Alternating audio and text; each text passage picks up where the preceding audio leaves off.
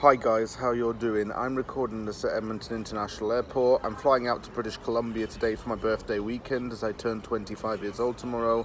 I'm going out there to spend time with my family over there. I board my flight in around, say, an hour's time, so I have enough time to make a YouTube video. I didn't have time to make my post-game video yesterday, I do apologise, but hey, I got life going on. I had things to do. I'm running on about 4 hours sleep right now, so I am quite tired. But I'm feeling good. Okay, so it finished West Ham United 3, Viborg FF 1 in the UEFA Conference League qualifier first leg. I wouldn't say that this was comfortable because as it's West Ham, nothing's ever comfortable and we never do anything the easy way. But even though it was harder than it looked, we got the job done. I think this might just be enough to send us through. We just need to go to Denmark next week, get a couple goals there, and I think we're through. So we'll definitely be in the group stage again. I have to admit it wasn't the cleanest of games from West Ham. It wasn't the cleanest of performances. I don't think we made any easy work of it, like I said, but we got there and we got the job done, and that's all I really asked for. I'll start off with the starting lineups as per usual. For West Ham, it was Areola in goal, Soufal playing in at left back with Johnson, Ogbonna as centre backs, Harris and Ashby starting at right back. There was Souček and Coventry in the midfield, Cornet, Lanzini, Bowen and Scamacca in the forward four. I was quite happy to have Ashby and Coventry start this because they needed a chance in competitions like this. Also happy to see Bowen and Cornet on the wings as well as Scamacca up top. I thought that was a really good thing to see. Scamacca's been crying out obviously to be starting, and in this UEFA Conference League I think he'd get a shot. Now that he has got a start in place, he can now push on to get one in the Premier League, of course. First real bit of action was when Scamacca was ruled offside after a shot which was parried by the goalkeeper. Bowen ended up getting into the offside position and hitting the post trying to curl it in. Viborg played very narrow, while West Ham looked very shaky and nervous. I don't think we showed any real threat or intensity in the first half. We liked to pass it around a lot, and there was even quite a few stages in that first half in which Viborg had more of the ball. We didn't look comfortable on the ball, though. Ogbonna was closely marking Grot, a 6'5" striker who used to play for Leeds United.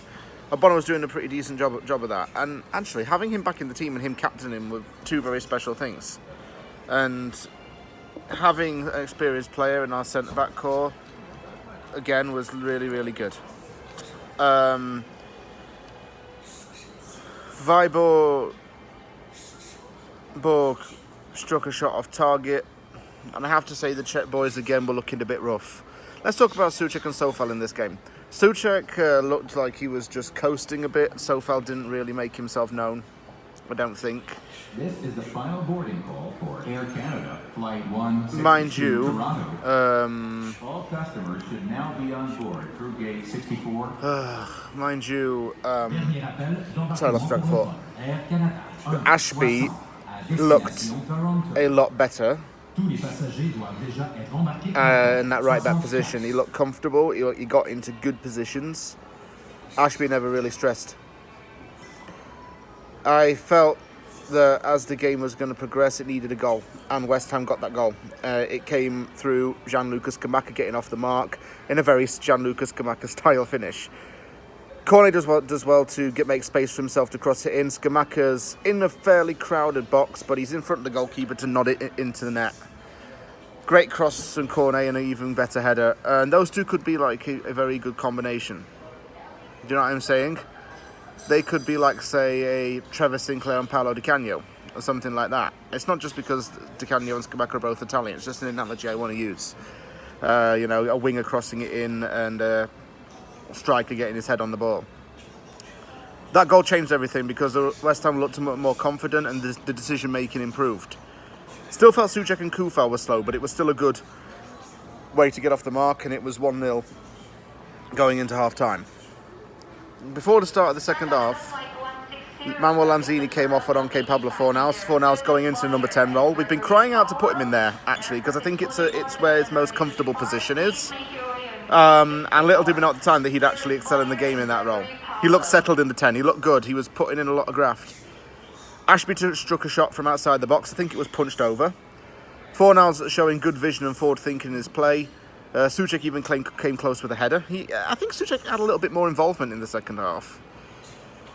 We just needed a second goal. And when we got the second goal, it came in quite some style. Oh my goodness, Jared Bowen. It was a good goal. He manages to win the ball back after it's lost by a Viborg player and drills it low into the bottom right corner. Second goal eases the nerves a bit. Then West Ham made a triple sub. Thilo Kehrer came on for Angelo Bonner, as if the German international making his first West Ham appearance. Benrahma on for Bowen and Antonio on for Scamacca. Soon after the subs were made, it was 2-1. Bit sloppy this. And immediately I voiced some concerns about Kehrer because he was out-jumped in this one. However, he did somewhat compensate for that, conceding the goal, helping to concede the goal, because he helped to then score a goal. He won the ball back, made a play, eventually landed to side Benrahma. Benrahma was on the left wing. Benrahma manages to keep the ball in a very tight position, dribble past about 3 players into a tight angle into the box, cuts it back, and Antonio taps it in on his weaker foot.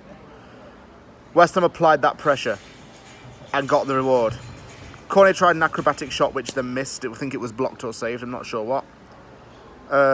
Downs came on for Coventry in the final 5 minutes. But yeah, West Ham won it 3-1. And I think it was a really good win. It just took 1 goal to kickstart things. I felt that Ashby put in a good shift.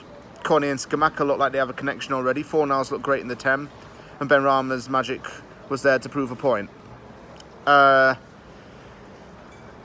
Yeah, just really happy to get that through. I mean, could have been better, yeah, but you know, we'll take that up to Denmark. It's going to be a lot tougher going up there because they've got their home fans.